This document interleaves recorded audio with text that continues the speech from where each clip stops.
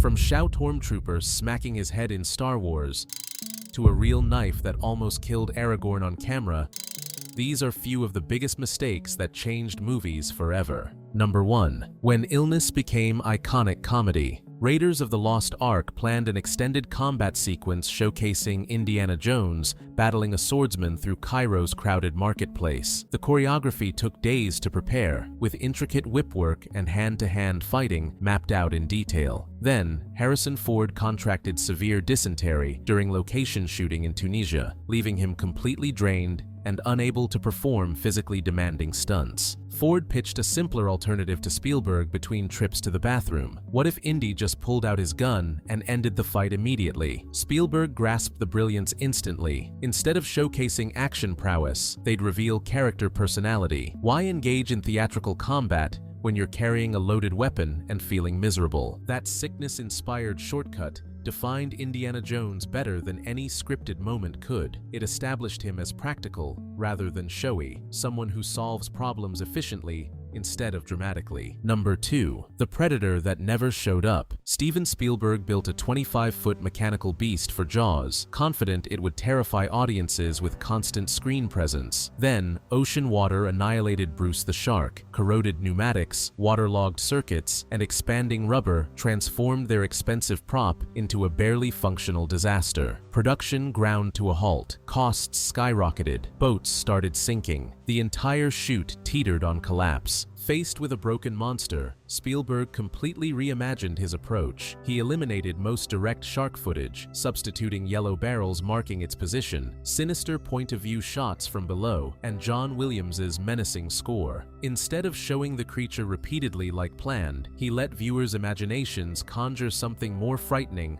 than any rubber shark could deliver. Number 3. The deflection that defied death. During the Fellowship of the Ring's action sequences, a stunt performer accidentally released an actual combat knife that flew directly toward Viggo Mortensen's face at lethal speed. This wasn't a safety prop that slipped loose. This was genuine steel hurling through space toward an actor's head with enough force to cause catastrophic injury. Mortensen's response was instantaneous. Without thinking, he swung his sword and knocked the blade aside mid-flight in one smooth motion that looked completely intentional, except nothing about it was intentional. That deflection was pure reflex, activating at precisely the right fraction of a second. The entire stunt team stood frozen in shock, but when they reviewed the footage, the defensive move appeared so seamless, they kept the take. Number 4. Real pain in a fake world. Django Unchained's dining room confrontation built toward explosive tension when Leonardo DiCaprio slammed his hand onto the table, shattering crystal stemware and slicing deep into his palm. The blood pooling across white linen wasn't makeup effects. The wound wasn't planned. DiCaprio had genuinely injured himself mid-performance, and instead of breaking character, he incorporated the pain into Calvin Candy's unhinged monologue. Blood dripped from his hand as he delivered remaining dialogue without hesitation. When Quentin Tarantino finally stopped cameras, the cast applauded DiCaprio's commitment to staying in character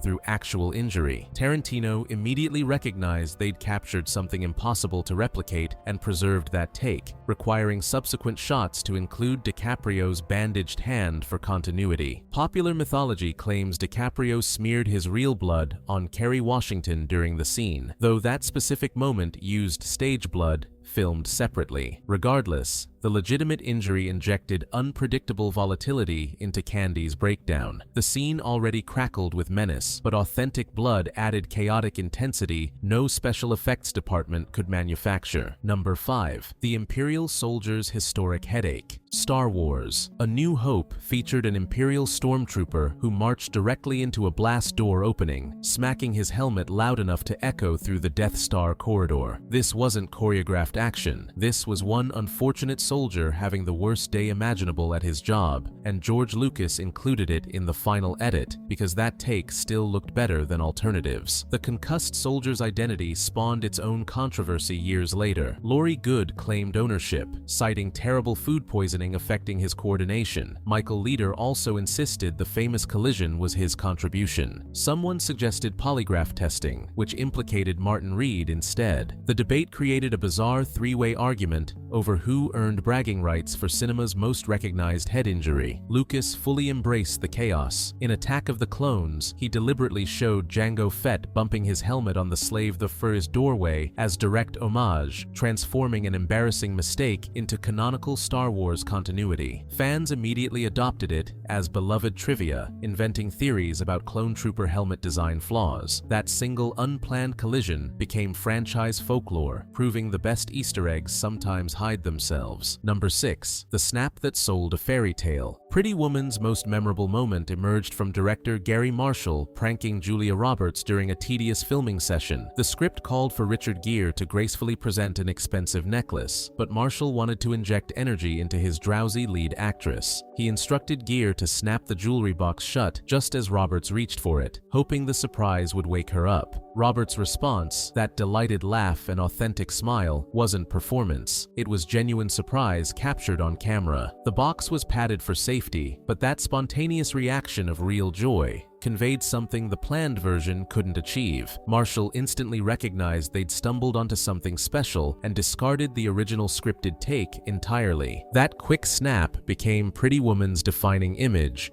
featured in every trailer, poster, and promotional campaign for decades. What started as a director trying to energize his star through practical jokes transformed into the film's signature moment. Number 7. The feline nobody requested. Francis Ford Coppola discovered a stray cat wandering Paramount studio grounds while preparing The Godfather's opening sequence. Without explanation or planning, he scooped up the animal and placed it directly into Marlon Brando's hands moments before cameras started recording. Brando, characteristically unfazed, simply integrated the unexpected prop into Vito Corleone's performance as if it belonged there. The combination proved cinematic gold. The Don sits calmly stroking a purring cat while discussing retribution and violence, creating jarring contrast between gentle affection and cold brutality. Brando treated the animal so naturally, viewers assumed it was scripted. The only complication was the cat's loud purring, overwhelming dialogue recording, requiring technicians to re-record portions of Brando's lines during post-production. Coppola preserved the footage because the cat added dimensions the screenplay never imagined. It simultaneously softened and amplified Vito's threatening presence, creating visual contradiction that defined the character. That impulse decision to grab a random stray seconds before filming became The Godfather's most iconic image, demonstrating how the best props sometimes appear by accident, minutes before rolling cameras. Number 8. The flood that exceeded all plans. Stanley Kubrick obsessively planned The Shining's elevator sequence for weeks. He constructed specialized sets, positioned multiple cameras strategically, and calculated precisely how blood would cascade through opening doors. Then, filming began, and the blood erupted earlier and more chaotically than any meticulous planning anticipated. The famously perfectionist director, notorious for demanding countless takes until every detail matched his exact vision, couldn't watch the chaos. He abandoned the set entirely, instructing his crew to manage the disaster. The take wasn't controlled, it wasn't clean, it was a nightmarish torrent that overwhelmed everything, and that uncontrolled quality made it perfect.